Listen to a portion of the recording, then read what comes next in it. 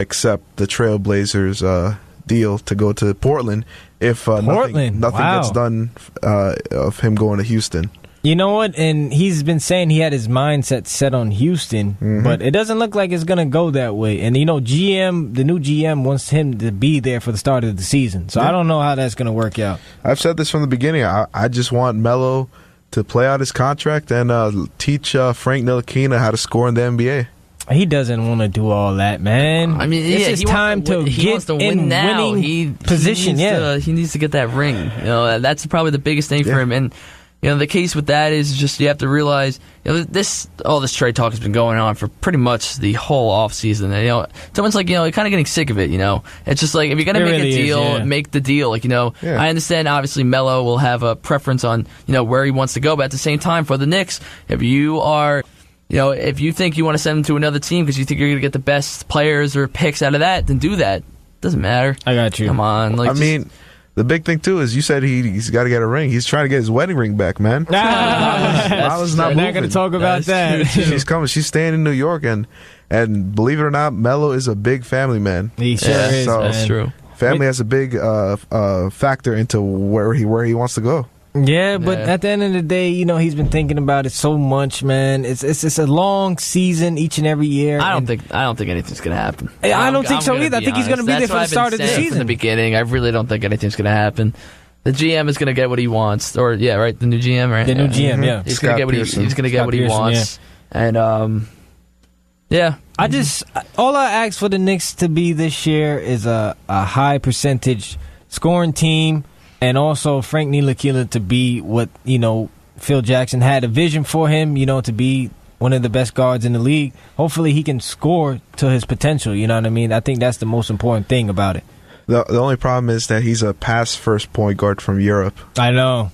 And that's why I want Melo to stay to play out his contract. He has to learn how to score because if you're just going to pass, that's another Ricky Rubio. I mean, Ricky Rubio's not bad, but he's not anything special.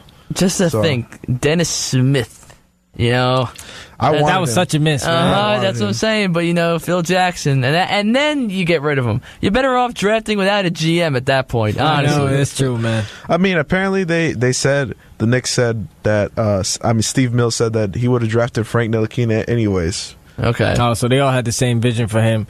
I mean, that's interesting and all, but is he going to be a championship quality player? Maybe they're thinking, it's kind of working out with Porzingis, so, maybe you had another one they'll try to work out. But, two European players with each other, I guess so. Yeah, when we had an interview with Alan Hahn from ESPN, he said that when he watched film of Frank Ntilikina, he reminded him of Giannis Antetokounmpo. Okay. That's a good comparison. So, he's an all-star. Yeah. He's nuts. Oh, man, he's a freak, man. It's always entertaining to watch a Bucks game now. Oh, watch out for him this year. He's going to go crazy. As long as he's playing, yeah, nuts. It's going to be sick. I just want to get into a little PGA Tour golf because, Jacob calls me the golf guru, and I actually do play golf, by the way, Alex.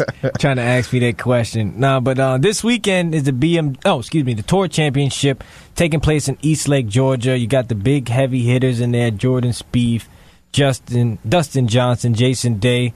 It's going to be a good battle, you know what I mean? Because this is like one of the tournaments where it's the most money and guys really play exceptionally well. Guy who I'm looking forward to is John Rahm, one of the newer players, and he's starting to come up really, a lot in his young days. He's only 22. He's been playing great golf. Look for him to win a couple majors next year. Hopefully I can see him do that. But we're going to take a quick break because we got to talk about some more sports, but you can call us up at 516-572-7440. It's Beyond the Game on 90.3 WHPC. Well, Jason, I've got to tell you, you're pretty much everything this company is looking for in an entry-level candidate. Great. Your resume isn't quite what we're used to, but you've got a fantastic work ethic. Thank you. And I'm impressed by how you carry yourself. So, should we talk about the job? What? The job? Oh, sorry. Yeah, I have no way of recruiting or even meeting you. This interview didn't happen.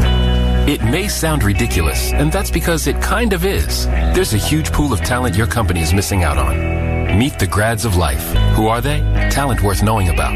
Young adults of unique determination and experience. An ideal fit for your company in an entry-level position, internship, or even mentorship. They might not have every qualification you typically look for, but they're exactly who your company needs. Man, we really could have used him. Don't miss out on a resource many innovative companies have already discovered.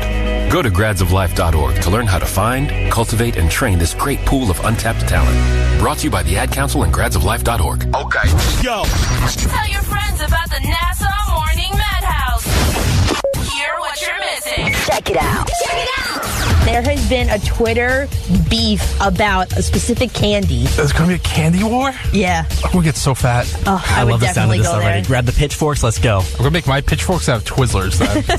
Reese's. Now, everybody say it with me. Reese's. Reese's. No, it's Reese's. So, you know how goose is geese? Well, why isn't moose meese? I don't know. I've been saying meese. Just like how Reese's is Reese. I think it's like because it's a bird and that's a moose. But still, Moose meese. Merce. Meese. Yeah, Merce Hearst.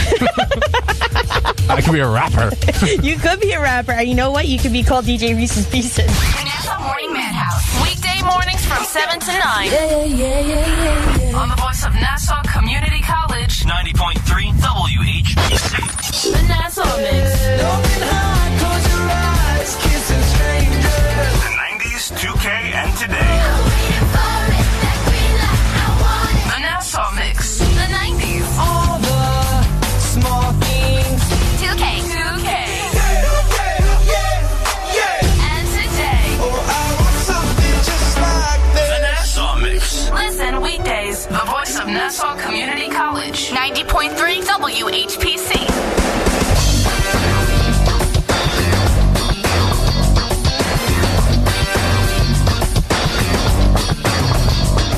It's Beyond the Game on 90.3 WHPC, the voice of Nassau Community College. Little funky music for you right now on your drive time hour, each and every Friday at 3 p.m. We're here. I am Brandon Johnson, taking place for Jacob Volk. Across from me, Dominick Arbolino and Alex Pleitez. It's still early, guys, but we got to get to, of course, the bottom of the ninth.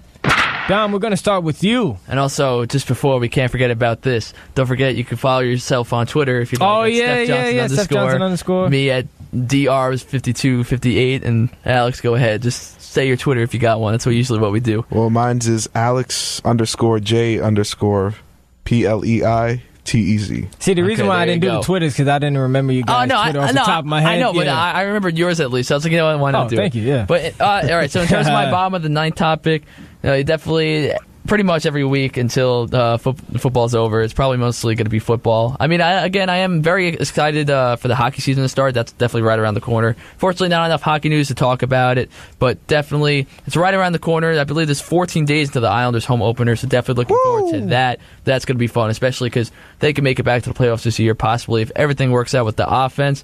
You never know with John Tavares. You got to lock him up soon. That's a big scare right now in terms of him going to either Toronto or Boston, so you definitely have that fear. But in terms of a football, definitely, fantasy football, I've had a rough start right now, but, honestly, fantasy football is just not my thing. You got so many leagues, though. I have two.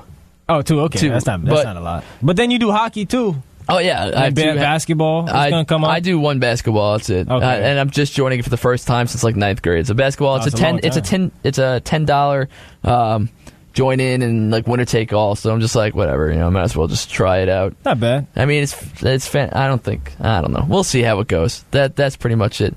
But in terms of the Jets, just get a win. Get a win for crying out loud. Please. Hey, Giants do. Giants need to get a win too. I know. Alex? Want to talk about the Steelers real quick? Oh, sure. Of course, yeah. Spoil That's what day. the bottom of the ninth is for. Yeah, we need to know about your team. Well, we're 2-0 now. We just demolished the Vikings. Look at him over there. All right. No Sam Bradford, though, which is another thing. Still counts as a W in the win column. That's true. On to the next one, which is the Bears. The Bears. In Soldier Field. So, first time that's happened. If you guys can guess the starting running back for the Steelers, I will give you $100.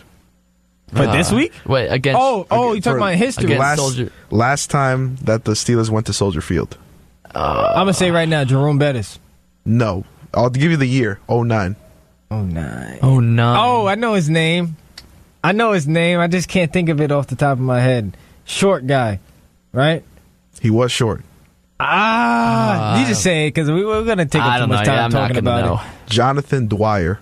No, he definitely wasn't. That's I remember right. him, though, but I wasn't going to say that. That was back in 09? 09. That was really that long ago. Mm-hmm. Oh, man. Wow. I miss Hines Ward, Oh, my though. I ain't gonna God. lie. And that was before Big Ben had the Revolution helmet on.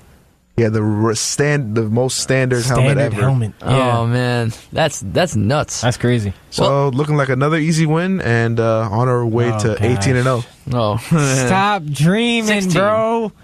No. Or in terms of the playoffs, too. Okay. Wow. Got nervous for a little bit. You're real confident. I like it. No, okay. But also, I forgot to bring this up in terms of the Vikings because I realized this was announced actually right before we came on, but Brandon stole my papers from me. Excuse me, Dom. Misplaced my papers. I'm kidding. But Vikings quarterback Sam Bradford expected to miss his second game this week, so that could be a big thing. You know, you saw the connection with Stephon Diggs and Case Keenum really wasn't there. For the Vikings' sake, you know, you have to hope. You know, Bradford's going to be all right because that can really mess up your team right now, especially with Bridgewater. Probably not going to be ready until the middle of the season as well. So, I have a whole quarterback controversy right there if Bradford doesn't play, especially with Diggs. He's going to want the ball. If Case Keenum is not going to be the guy to throw it to him.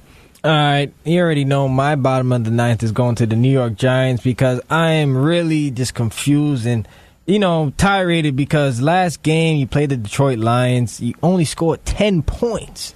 Hey, at least you scored a touchdown. No, man, that's not good. We had too many opportunities. 4th and goal, we get a delay of game at the goal line. Come on, man. Let's start getting going. I brought it up last week, and you know the big thing was, you know, should Giants fans be looking, you know, kind of past Eli? It's too soon to tell. I understand you can't. I understand you can't blame it on Eli. You know, you got the offensive line problem, so it's going to be hard for Eli to function right there. I got you. In terms of, I don't know, the Giants are not, I don't know, they're not looking like what they're supposed to be. I still give it to the defense. Defense is very good, I believe. You know, I feel like if the defense can step it up, maybe they'll be a little hopeful. Course. But again, it's just, if you don't have a good offensive line, you can't function in offense. That's what it comes down to. And let me just finish off by saying this. Going into this game against the Philadelphia Eagles, the Giants clearly don't have the upper advantage. They're 0-2. They have something to prove now because a lot of people are questioning Ben McAdoo as a head coach now. With his new slick-back haircut. With his new slick-back haircut, his new offensive scheme. And guys just really have to step up now. The receivers, quarterback, offensive linemen, all of it. You know what I mean? If we can't get the help from the offensive line, how are we going to function on offense? And again, you have to think about that. And again, out of the 3 wide receivers, Odell, Shepard, and Brandon Marshall, I'm telling you, Brandon Marshall's going to be the worst of the 3, and you guys were calling me crazy for it. Yes, we were. But we still have a lot of season to go. And you know what? Let's just hope they just play their best football this weekend. That's all I can hope for.